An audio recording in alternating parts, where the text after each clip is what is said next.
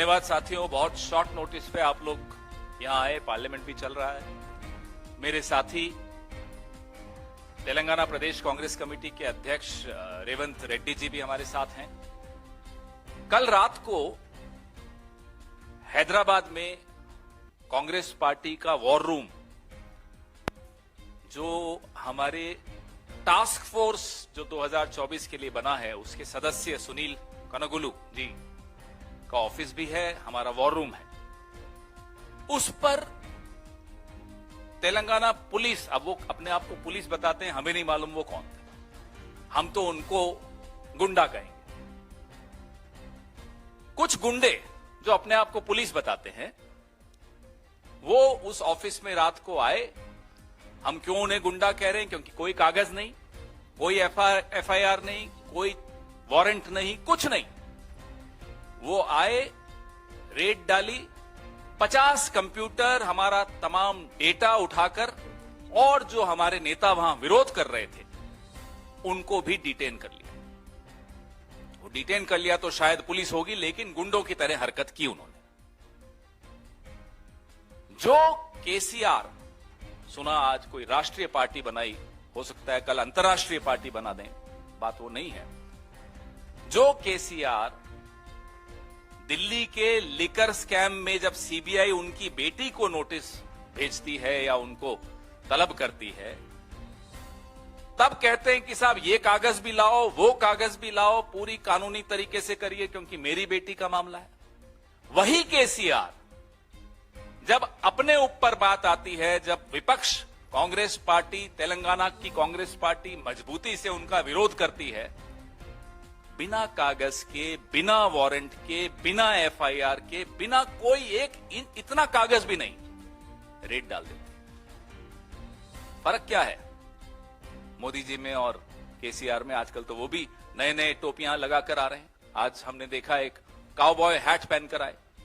ये क्या माहौल इस देश का बनता चला जा रहा है?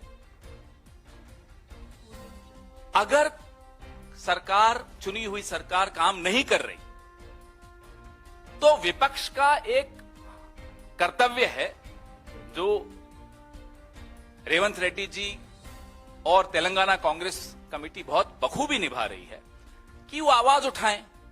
सोशल मीडिया पे मीम्स भी बनेंगे, क्रिएटिव्स भी बनेंगे, कार्टून्स भी बनेंगे।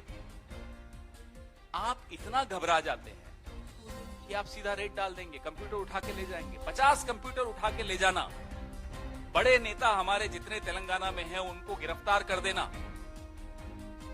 ये लोकतंत्र का गला घोंटने से कम नहीं माना जाता। They are throttling democracy in Telangana. What is the difference between KCR and Mr. Narendra Modi? When it comes to his own daughter in the Delhi liquor scam, KCR demands from the CBI, give me this paper, show me that notice, show me this paper. Only then will my daughter be interrogated. When it comes to throttling democracy in his own state, taking action against the Congress party for the simple reason that the Congress party is raising the issues of the common man of Telangana and common woman of Telangana. No paper, no warrant, no FIR. They raid the war room of our party. Mr. Sunil Kanagulu is the member of the National Task Force of AICC. His office gets raided. They take away 50 computers. They take away all the data. They detain our leaders. All this without any paperwork, no warrant, no FIR. I request my colleague Revanth Reddy ji to further brief you on what happened. नमस्कार पत्रकार मित्रों, आप लोगों को जानकारी है 8 साल से नरेंद्र मोदी जी और कल्वकुंट्ला चंद्रशेखर राव जी ने 21 में राष्ट्रीय सरकार और प्रदेश सरकार चलाते गए। नोटबंदी, ट्रिपल तलाक, 377, president election, vice president election, what not, सब सारे साथ में थे। जुड़वा बाई जैसा सिक्का है, हेड एंड टेल जैसे दोनों मिलकर प्रदेश और राष्ट्रीय सरकार चलाए। आज जो एंटी इनकम्बेंसी तेलंगाना प्रदेश सरकार के खिलाफ नरेंद्र मोदी और केसीआर दोनों मिलकर कैसे लोगों को उल्लू बना के सरकार चलाने के लिए कोशिश कर रहा है, तमाम जानकारी है तेलंगाना जनता में। इसीलिए तेलंगाना जनता केसीआर सरकार को हटाने का मन बना लिए, लोग उनके खिलाफ बोलना लग गए। हम लोग जितना भी भारत जोड़ो, वहां पर निरुद्योग घर्षणा जो भी हम कार्यक्रम लिए वो अच्छा सक्सेस हो रहा था। साथ साथ जैसा दिल्ली में गोदी मीडिया है, वहां पर सब सारे मीडिया को केसीआर ने खुद ने खरीदा है। पॉलिटिकल पार्टी ओन्ड मीडिया इन तेलंगाना, जो भी इलेक्ट्रॉनिक एंड प्रिंट मीडिया सब सारे केसीआर परिवार ने खरीद के रखा है। इसीलिए Congress party we are using social media as a platform. सरकार के फेल्योर्स और केसीआर करप्शन के बारे में भी हम लोग सोशल मीडिया में पोस्टिंग किए,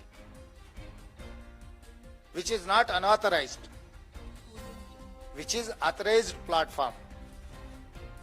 केसीआर ने ये नारा दिया, अब की बार किसान सरकार। हमें बोले केसीआर और उनके डॉटर जो दिल्ली लिक्कर स्कैम के आरोप लगा हुआ है, अब की बार लिक्कर सरकार, क्योंकि केसीआर को बहुत बड़ा प्यारा चीज है लिक्कर, सबको जानकारी है तेलंगाना में लोगों को। और इसीलिए उसमें जब तेलंगाना सरकार बना था, तेलंगाना सरकार के income 10,500 crores on liquor income. Today the income is increased 36,000 crores, मतलब it has been increased like anything. अभी तेलंगाना से लेकर दिल्ली तक पहुंच गए लिक्कर बिजनेस या इन्वेस्टमेंट। इसीलिए हम सीधा सीधा हम ही बोल रहे हैं। हमारे कांग्रेस वार रूम में सोशल मीडिया पोस्टिंग नहीं, कांग्रेस पार्टी हम जिम्मेदारी से पीसीसी अध्यक्ष और पार्लियामेंट मेंबर होते हुए मैं सीधा आरोप लगा रहा हूं केसीआर के ऊपर। अब की बार अगर केसीआर को मौका मिले तो लिक्कर सरकार बनेगा, या तेलंगाना में या देश में। तो इसमें हम सीधा आरोप लगा रहे केसीआर के खिलाफ। सोशल मीडिया में एक पोस्टिंग से सरकार गिराने के, उसमें इल्जाम ऐसे है कि पुलिस ये मीडिया को लीक दे रहा है कि सरकार गिराने के लिए कुछ कॉन्स्पिरेसी चल रहा है, इसीलिए हम लोग हमला किए।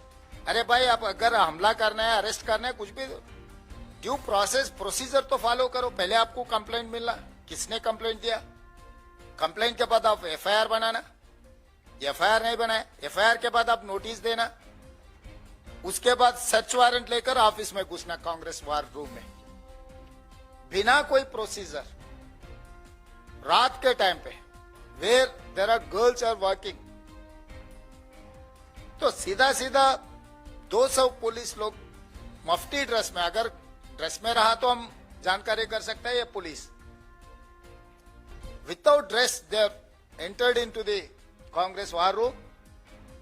वहां पर हमारे farmer minister, farmer MPs, Congress नेतागण वहां पर गए, सबको पुलिस ने उठाया। तो ये बीआरएस का मतलब, पहले सुनता था हम लोग बिहार में लोग को उठा के लेकर जाते, तो बीआरएस का मतलब बिहार राष्ट्र समिति बनाना चाह रहे तेलंगाना में, हमें तो पता नहीं।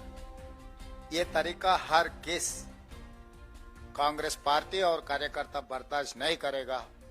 केसीआर हरकत अगर नरेंद्र मोदी का मॉडल तेलंगाना में इस्तेमाल करने के लिए, क्योंकि नरेंद्र मोदी का मॉडल है आइस का मतलब income tax, CBI, ED, nice, narcotics, income tax, CBI and ED.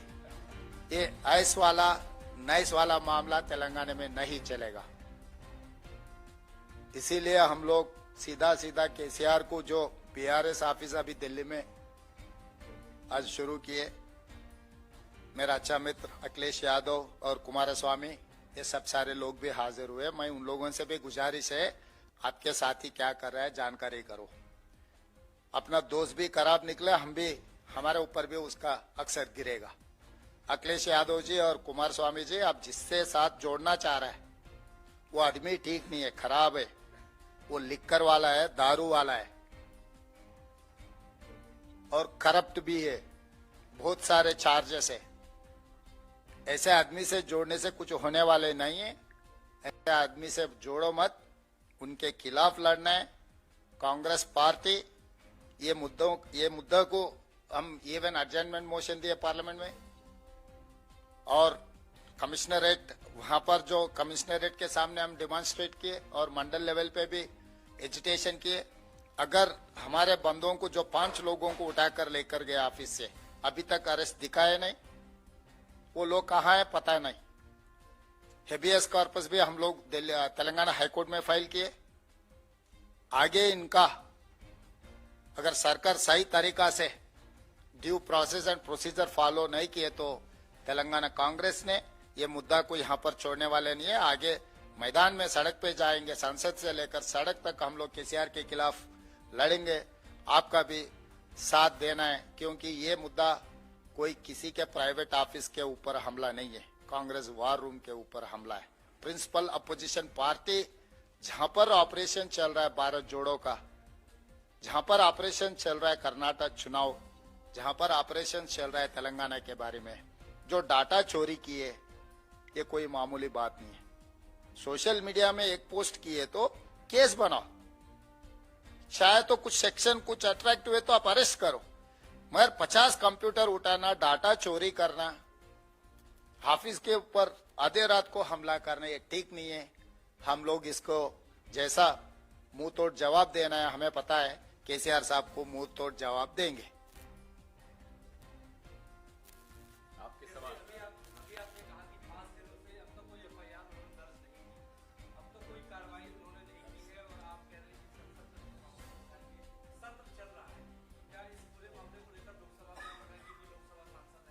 Yes, आज हमारे मानिकम ठाकुर जी, मेरे colleague MP and in-charge of Telangana, moved an adjournment motion. Speaker साहब ने अलाउ नहीं किए क्योंकि उनका जोड़ी है ना, उनको दिक्कत होगा। उनका जुड़वा भाई के खिलाफ कुछ भी आए, भारतीय जनता पार्टी सरकार मौका नहीं देगा। हम दूसरा प्लेटफॉर्म में उठाएंगे, या 0 आवर या अदर कुछ अपॉर्चुनिटी मिले बराबर, ये मुद्दों को हम पार्लियामेंट में उठाएंगे।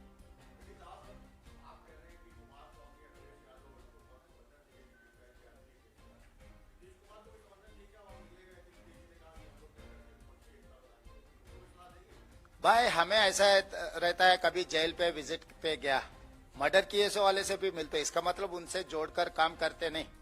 तो नीतीश कुमार को वहां पर केसीआर साहब ने बिहार में गया मिला होगा, क्योंकि उनके साथ में पार्लियामेंट में था। इनका नीयत कितना बदला उनको पता नहीं है ना।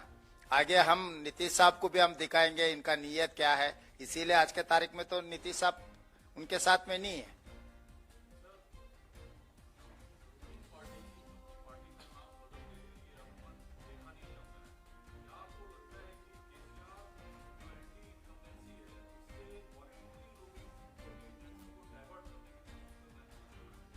उनका तो सेंटिमेंटल वैल्यू है, मतलब तेलंगाना के नाम मिटाना चाह रहा है।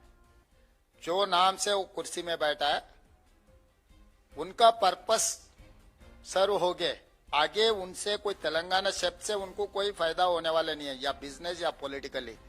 इसीलिए अभी तेलंगाना से उनका जो जैसा छोटा कंपनी कभी कभी प्राइवेट लिमिटेड बनाते, प्राइवेट लिमिटेड को कभी कभी लिमिटेड कंपनी भी बनाते हैं। उनके परिवार में ज्यादा लोग हो गए, बांटने में दिक्कत हो रहा है, इसीलिए प्रोप्राइटरी कंसर्न कंपनी से अभी प्राइवेट लिमिटेड बना रहा है कि बांटने के लिए। इसीलिए बेटा नाराज होकर आज हाजिर नहीं हुए, बेटी को साथ में लेकर दिल्ली आ गए केसीआर साहब ने।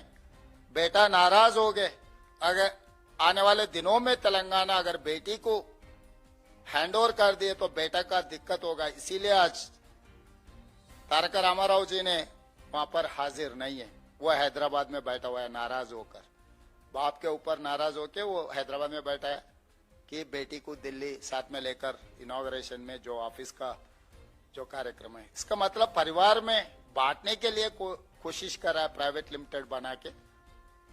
मेरे ख्याल से वो कामयाब नहीं होगा। नाम बदलने से डीएनए नहीं बदलेगा, प्लास्टिक सर्जरी से कोई फायदा नहीं है, डीएनए बदलना है। केसीआर का डीएनए सबको पता है, प्लास्टिक सर्जरी से शक्ल बदलने से आदमी का सोच नहीं बदलेगा। जो पॉलिटिकल पार्टी का नाम बदलने से इनका सोच या इसका अप्रोच नहीं बदलेगा। इनका अप्रोच के बारे में पूरा हिंदुस्तान को पता है केसीआर कैसे आदमी है, क्या करने वाले हैं। 8 साल मौका दिए तो तेलंगाना में वो क्या नहीं किया, कितना लूटा, कितना बांटा, सब पता है सब लोगों को।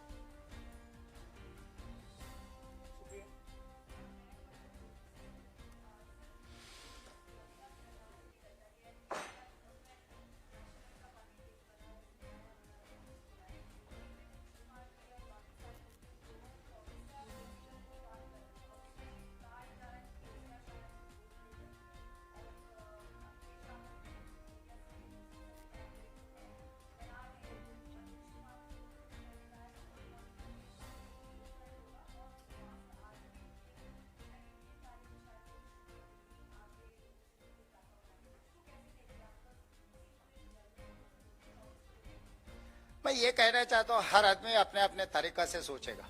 कांग्रेस पार्टी का कुछ अप्रोच होगा, कुछ सोच होगा। जहां तक कांग्रेस पार्टी रास्ता है एंटी टीआरएस, एंटी चंद्रशेखर हो, नाम कुछ भी बदलने दो। आज तो भारत राष्ट्र समिति बनाए, कल के दिन और अंतर्जातीय राष्ट्र समिति कुछ भी बनाए, हमको कोई दिक्कत नहीं है, मगर केसीआर से कोई लेना देना नहीं है। तो और बाकी के पार्टी उनके मर्जी, वो पार्टी का फिलॉसफी आइडियोलॉजी हम डिक्टेट नहीं कर सकते। हमारे टर्म्स में हमारे साथ में जो काम करेगा उनके साथ कांग्रेस पार्टी जोड़ के काम करेगा। अभी very preliminary stage, I am not authorized person to.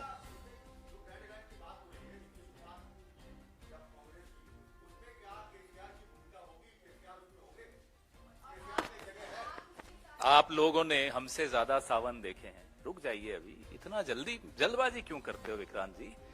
अभी कई बातें आएंगी, कई फॉर्मुलेशंस आएंगी। मोदी जी भी कुछ लोगों को सलाह दे देते हैं। आज जो हुआ वो मोदी जी की सलाह पे एक बीआरएस बन गया।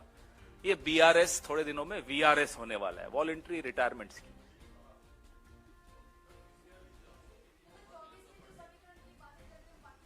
समीकरण तो अभी कई बनेंगे बिगड़ेंगे, वो अपन बात करते रहेंगे। लेकिन आज जो बीआरएस बना है उसका नामकरण इस मंच से हमने किया है, वो वीआरएस होने वाला है, केसीआर साहब का भी, उनकी पार्टी का भी। अब देखिए, रोल मॉडल तो वही दिखते हैं। मैंने आपको बताया आज उनका पहने का टोपी, ऑफिस में काउबॉय टोपी, ये तो मोदी जी को उनसे सीखना चाहिए। मोदी जी ऑफिस में तो शायद नहीं पहनते होंगे।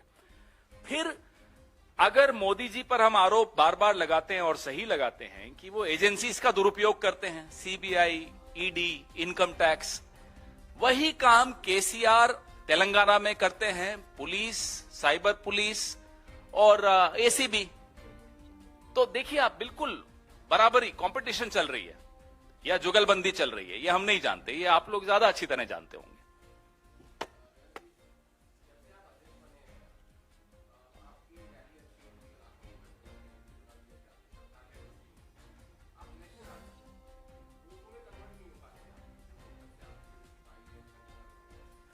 ये ऐसा चीज है, ये रैली बनना, लोग आना, हड़ताल करना, this the initial process of election, this is not the end of the day. क्योंकि पहले सरकार के खिलाफ जो माहौल बनाने का काम है, जब जनरल इलेक्शन आएगा तब कौन सी सरकार बनाने का लोग मन बनेगा। बाय इलेक्शन कभी भी होता है एक मुद्दे पे, कोई आदमी मर गए तो, नहीं तो कोई रिजाइन किए तो। It is very similar in 2001। I wanted to quote on record, in 2001 KCR साहब ने जब एमएलए था, डिप्टी स्पीकर था, रिजाइन किए सिद्दीपेट से। तब Rajashekhar Reddy ji was leader of opposition, CLP leader था। वो चुनाव में केसीआर साहब ने जीत गए, Telugu Desam party was in second place. Congress party under able leader Rajashekhar Reddy ji leadership में वोट मिला 3700। In 2001 Siddipet Assembly Constituency, we have got only 3,700 votes in Siddipet by-election. 2004 में हमारा 250 सीट जीतकर हमारा कांग्रेस परिवार ने सरकार बनाया। तेलंगाना में हमेशा ऐसा आदत है। Even 2017-18 आंध्र प्रदेश में Nandyal Telugu Desam party 30,000 plus majority से जीता हुआ है, मगर 2019 जनरल इलेक्शन में Jagan Mohan Reddy out of 175 151 seats जीतकर सरकार बनाए। कभी बाय इलेक्शन जनरल इलेक्शन के ऊपर कोई रिफ्लेक्शन नहीं है तेलुगु स्पीकिंग स्टेट्स में। नॉर्थ इंडिया में क्या होता मुझे पता नहीं, मगर वहां पर जो आदमी मरे या कोई आदमी रिजाइन किए वो मामले पे बाय इलेक्शन चल रहा है। तो जो लोग आ रहा है, मीटिंग सक्सेस हो रहा है, initial process, initial stage of Congress party programmes.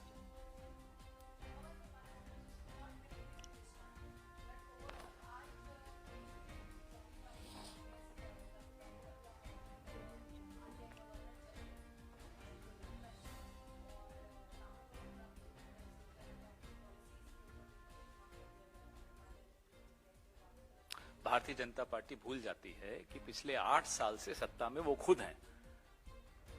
8 साल की अपनी गलतियां, नोटबंदी क्या रघुराम राजन जी की सलाह से दी थी? 2000 का नोट मोदी जी लाए, छोटा मोदी सुशील मोदी कहता है कि 2000 से तो ब्लैक मनी आ रही है। ये क्या रघुराम राजन जी की सलाह पे था? आज तो रघुराम राजन जी आए हैं।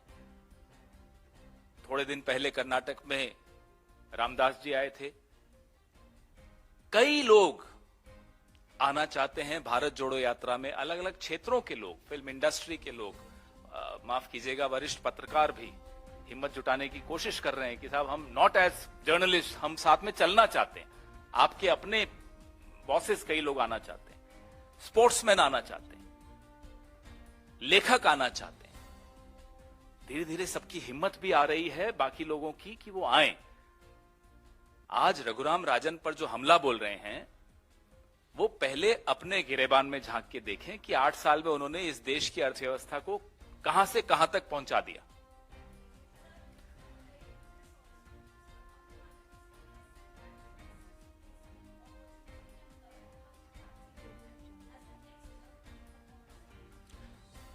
I don't know what Amit Malviya fancies himself to be as next. The party which destroyed the economy of this country in the last 7.5, 8 years has the cheek to question Mr. Raghuram Rajan. The entire cabinet put together cannot match the abilities of Mr. Raghuram Rajan. The decision of demonetization, if they had consulted people like Mr. Raghuram Rajan, believe me, the country's economy would have been saved of the kind of disaster that Mr. Modi has pushed it into. Mr. Narendra Modi has himself on some occasions praised Mr. Raghuram Rajan. So Mr. Amit Malviya either sleeps late or doesn't get up in time. I think it's time for him to retire. So let's not talk about irrelevant people here. Fact of the matter is, a lot of people from different sections of the society want to join the Bharat Jodo Yatra and strengthen the Bharat Jodo Yatra. Whether it's from the film industry, whether it's from the media fraternity, they want to come not as journalists because their owners may not allow them to come as journalists. But they want to still walk with Rahul Gandhi and strengthen the Bharat Jodo Yatra. Writers want to come. Different sections of the society, as I said, want to join hands with Rahul Gandhi and the Congress party and strengthen Bharat Jodo Yatra.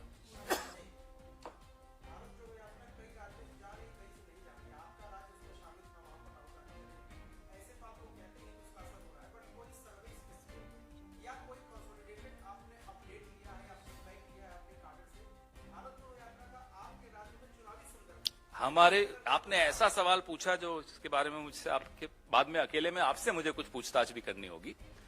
भारतीय Janata party एक सर्वे करवा रही है। भारत जोड़ो यात्रा किसी राज्य में घुसती है तब क्या सेंटिमेंट है, जब उस राज्य में चल रही होती है तब क्या सेंटिमेंट है, और जब निकल जाती है तब क्या सेंटिमेंट होता है।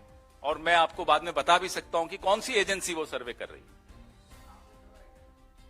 जब खर्चा वो कर रहे हैं तो हमें क्या, हमें तो रिपोर्ट मिल जाएगी। जिसके पास पैसा है उसको खर्च करने दीजिए। रेवंत जी इस पे कुछ और बताना चाहेंगे आपको। सेंटिमेंट एनालिसिस बीजेपी करवा रही है, इतने घबराए हुए हैं। कि किस राज्य में भारत जोड़ो यात्रा का क्या प्रभाव पड़ता है। रेवंत जी, आप इसके बारे में कुछ और कहना चाहते हैं? इसके बारे में कांग्रेस पार्टी से जानकारी करने से पहले राहुल जी का साउथ इंडिया में कन्याकुमारी से लेकर तेलंगाना से पार नवंबर 8 को किया था। 4 प्रदेशों में 5 प्रदेश, तमिलनाडु, कर्नाटका,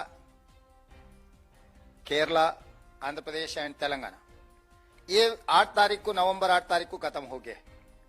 नवंबर 11 और 12 तारीख में नरेंद्र मोदी जी गुजरात चुनाव छोड़कर, हिमाचल प्रदेश चुनाव छोड़कर, दिल्ली म्युनिसिपल इलेक्शन चुनाव छोड़कर आया था तमिलनाडु, आंध्र प्रदेश, तेलंगाना, कर्नाटका। किस लिए? अगर भारत जोड़ो का अक्सर साउथ इंडिया में नहीं होता तो चुनाव छोड़कर नरेंद्र मोदी जी ने 2 दिन लगातार आंध्र प्रदेश एंड तेलंगाना, तमिलनाडु एंड कर्नाटका में पर्यटन किया। इसका मतलब नरेंद्र मोदी जी को पता है भारत जोड़ो में क्या हो रहा है, हिंदुस्तान को जोड़ने के लिए ये पदयात्रा कितना कामयाब हुआ है।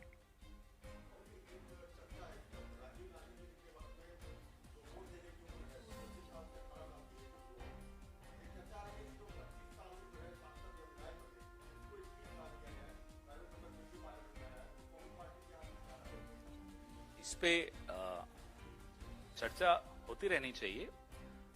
लोगों के मन में अगर किसी के मन में विचार आया तो इसमें चर्चा करने में कोई आपत्ति नहीं है। हमारी पार्टी भी इस पे अगर सही वक्त जब आएगा तब चर्चा करेगी और आपसे भी हम साझा करेंगे क्या निर्णय होता है हमारा, क्या उसमें निष्कर्ष निकलता है उस चर्चा का।